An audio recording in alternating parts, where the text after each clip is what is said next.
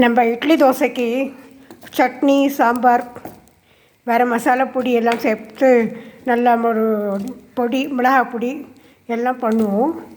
இப்போ நான் தேங்காய் பொடி எனக்கு ரொம்ப இஷ்டம். சில சமயம் சாதத்தோடு கூட நம்ம போட்டு சாப்பிடலாம்.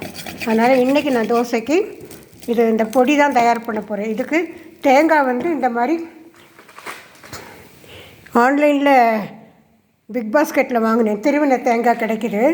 ஆனால் என்ன ஆச்சுன்னா, திருவின தேங்காய் கொஞ்சம் மறந்துட்டு நம்ம வேறு ஏதாவது பண்ணணும், இது யூஸ் பண்ணலைன்னா இது ஒரு மாதிரி வாசனை வந்துடும்ல. அதனால் சரி இன்றைக்கி தேங்காய் பொடி பண்ணிடலாம் அப்படின்ட்டு இதை நல்லா இது பண்ணுறேன். முதல்ல அந்த தேங்காய் நல்லா வறுத்துக்கிடணும். நல்லா சிவப்பாகவே நல்லா வறுக்கணும். அப்போ தான் நல்லா வாசனை நல்லாயிருக்கும். இது டெசிகேட்டட் கோகோனட்னு வருது மார்க்கெட்டில். அது வேணும்னா ட்ரையாகவே இருக்கும்.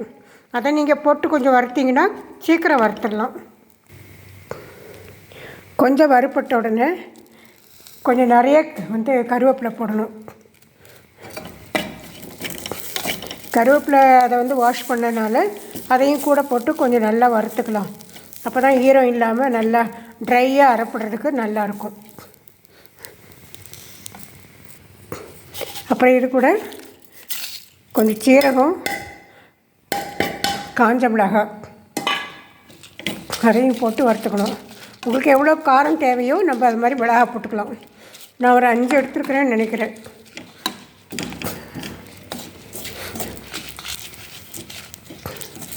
அதையும் கொஞ்சம் மிதமான சூட்டில் வச்சு நம்ம தேங்காய் கூட போட்டு லேசாக வறுத்துட்ருக்கலாம்.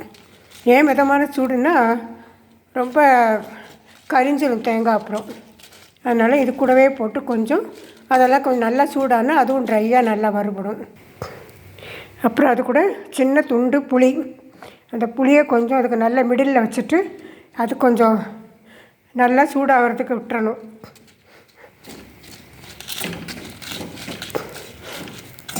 புளியும் கொஞ்சம் நல்லா வறுப்பட்டுதுன்னா, ட்ரையாக வறுப்படாது, நல்லா சூடாகி ஒரு மாதிரி நல்லா வந்ததுன்னா உங்களுக்கு அது தேங்காய் பொடி ரொம்ப நாள் கெடாமல் இருக்கும்.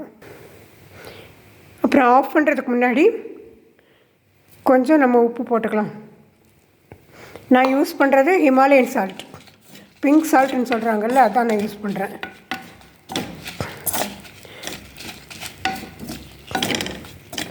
இப்போ இதை இறக்கி வச்சுட்டு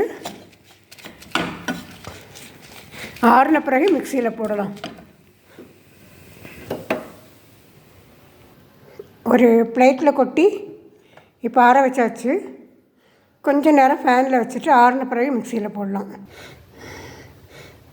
மிக்சியில் போட போகிறேன்.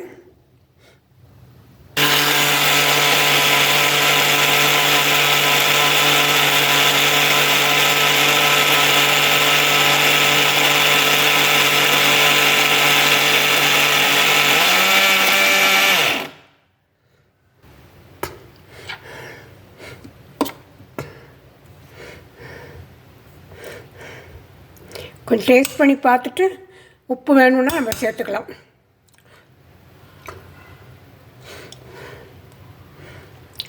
உப்பு போதுங்க. நல்லா சுள்ளுன்னு நல்லா இருக்குது.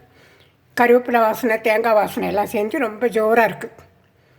இப்படியே தோசை சுட்டு தோசை கூட வச்சு சாப்பிட வேண்டியது தான்.